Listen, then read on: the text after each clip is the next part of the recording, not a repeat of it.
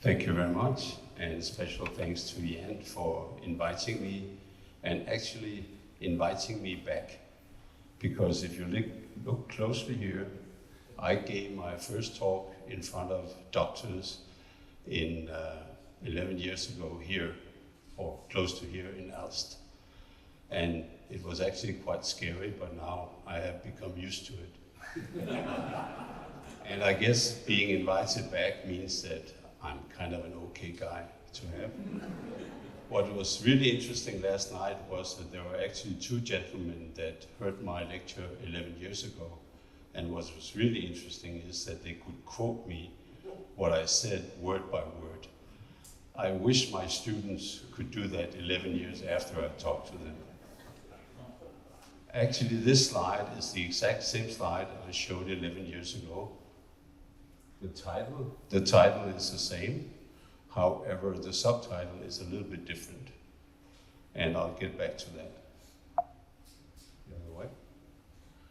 I'd like to acknowledge the wife of my former student because she was giving birth and needed anesthesia, and she was the real reason why I became interested in anesthetic compounds, because my former student asked, what are you giving her? And I can't remember exactly what it was, but it was a fluorinated ether, and we had been looking at fluorinated ethers for other reasons, for other applications. So we thought, well, let's see what is happening to those in the atmosphere, and not very much was known at that time. So we just became interested in those compounds.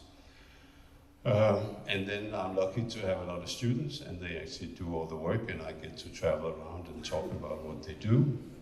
And then I'd like to thank Jan and Paul, because I have a lot of stupid questions about anesthetics and anesthesiology, and they always answer my questions.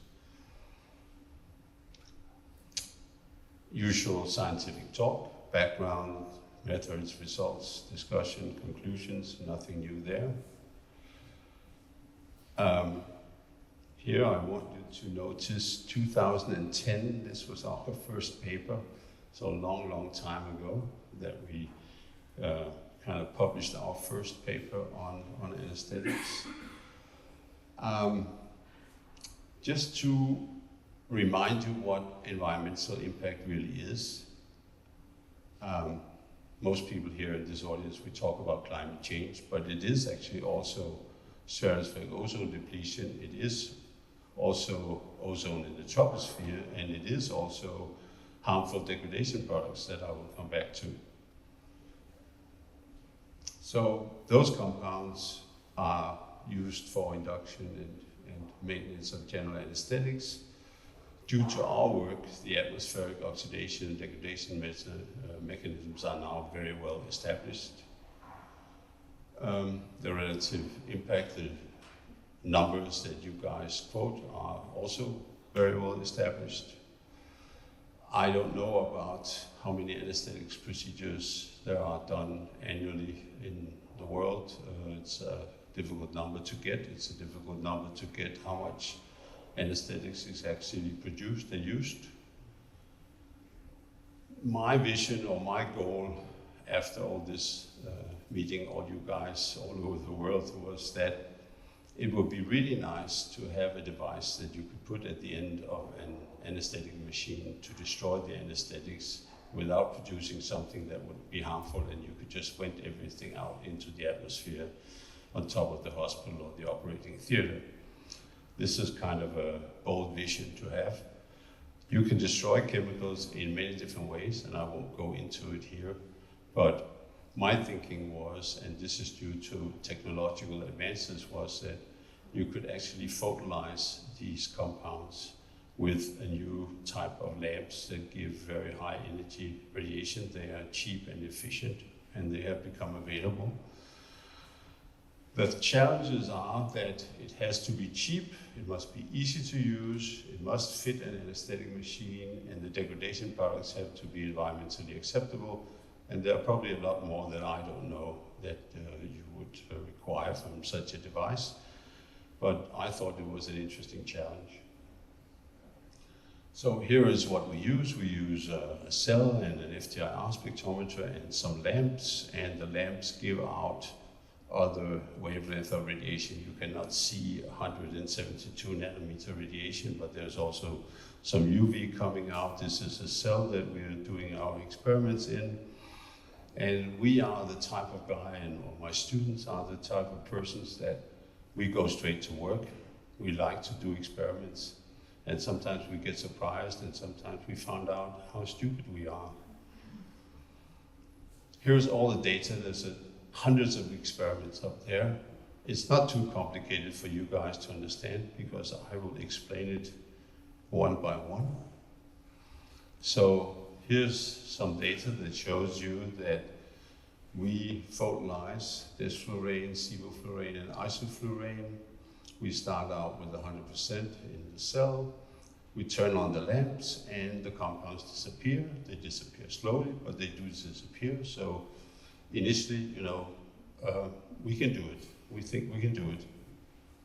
However, we like to do experiments in different bath gases. Now this is in air. These two lines are just two different experiments just to show that we can actually reproduce what we're doing. So we did it in air. Then we also like to do it in nitrogen. We thought we should get the same result, but we do not.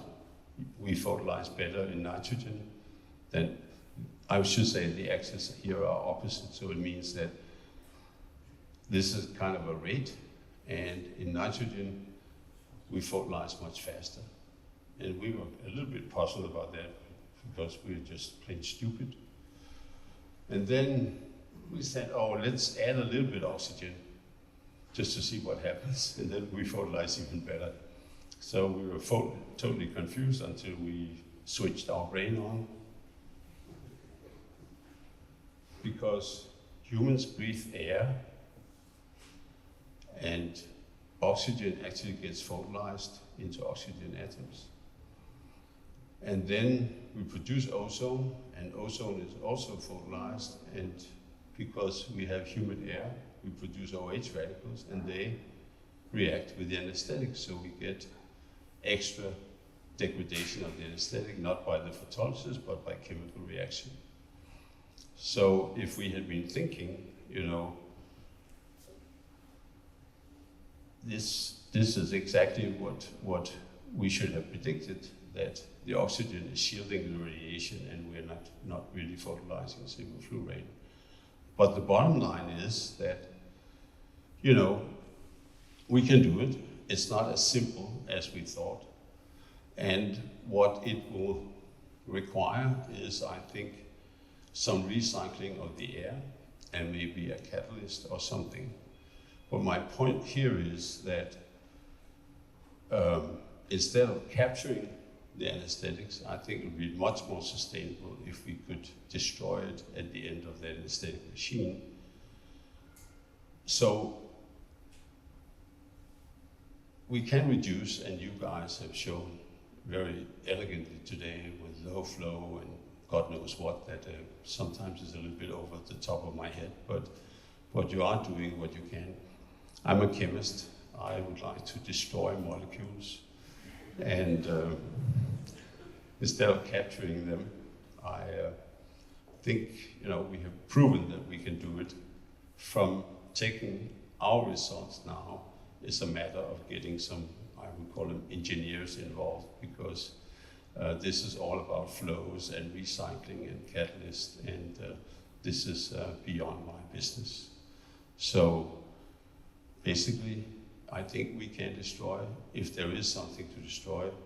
Unfortunately, one of those two gentlemen last night said that we don't need to destroy it because we're just going to recycle everything, so there'll be nothing coming out.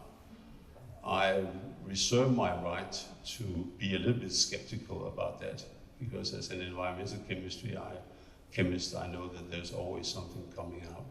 So I still think there might be some business for somebody to do, but I must say that I have had a lot of fun working with anesthetics. Thank you very much.